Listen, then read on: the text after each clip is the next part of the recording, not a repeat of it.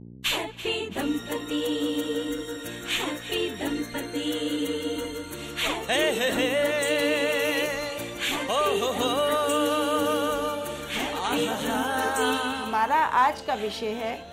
गर्भपात के साथ और गर्भपात के बाद परिवार नियोजन के साधनों का इस्तेमाल। कुछ लोग गर्भपात को परिवार नियोजन का एक साधन समझते हैं, लेकिन गर्भपात परिवार नियोजन का साधन कभी नहीं हो सकता,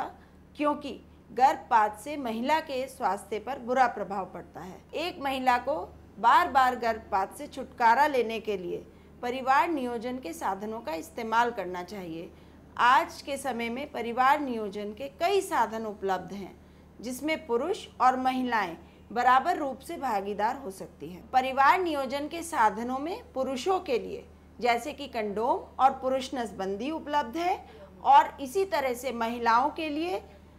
गोलियां, इंजेक्शंस, कॉपर-टी, और अगर परिवार पूरा है तो महिला नसबंदी प्रचलित है। गर्भपात के बाद तुरंत बाद ही, क्योंकि प्रजनन क्षमता किसी भी स्त्री की वापस आ जाती है, इसलिए उसको परिवार नियोजन का साधन तुरंत इस्तेमाल करना चाहिए। परिवार नियोजन के साधन जो कि बच्चों की दूरी बनाए रखने के लिए इस्तेमाल किए जाते हैं, जैसे कि कंडोम, गोलियां, इंजेक्शन या कॉपर-टी, उसको जैसे ही बच्चा चाहते हैं बंद करने के बाद प्रजनन क्षमता वापस आ जाती है। स्त्री को बार बार गर्भपात कराने से कई तरह के बुरे प्रभाव उसके शरीर पर आते हैं, जैसे कि संक्रमण,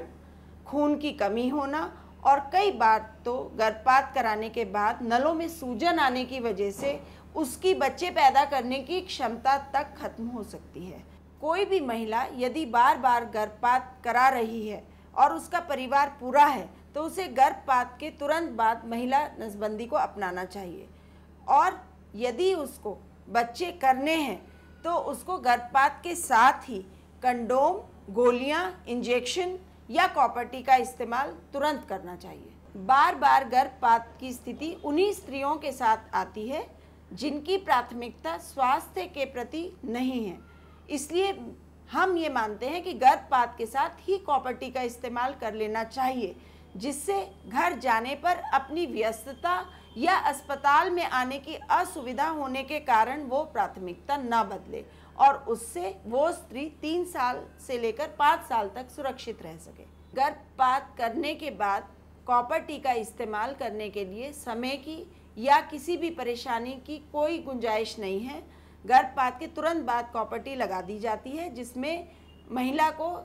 ना तो दर्द होता है, ना ही उसका समय खराब होता है, इसलिए उसका इस्तेमाल आराम से किया जा सकता है। गर्भपात के साथ कोई भी स्त्री यदि नसबंदी कराती है तो उसको किसी भी प्रकार की अतिरिक्त परेशानी का सामना नहीं करना पड़ता है,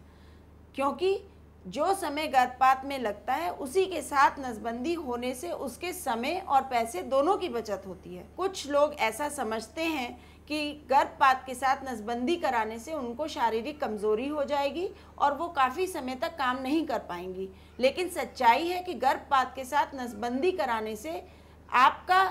जो समय है वो कम हो जाता है। 7 या 10 दिन बाद आप वापस पूर्णतया स्वस्थ रूप से सब कुछ कर सकते हैं। यह गलत धारणा है कि नसबंदी कराने के बाद उनकी यौन इच्छा में कमी आ जाती है, जो कि पूर्णतया गलत है। बल्कि ऐसा मानना है कि क्योंकि उनका परिवार नियोजित हो चुका है और उनमें गर्भ धारण करने की समस्या का समाधान हो चुका है, तो उनका यौन इच्छा में थोड़ी बढ़ोतरी हो जाती है। हमारी कुछ महिलाओं में यह भी धारणा है कि गर्भपात के बाद यदि वो कॉपर-टी का इस्तेमाल करती हैं या नसबंदी करवाती हैं तो सूजन आ जाती है या अत्यधिक गैस बनने लगती है, जो बिल्कुल गलत है। कॉपर-टी के साथ जो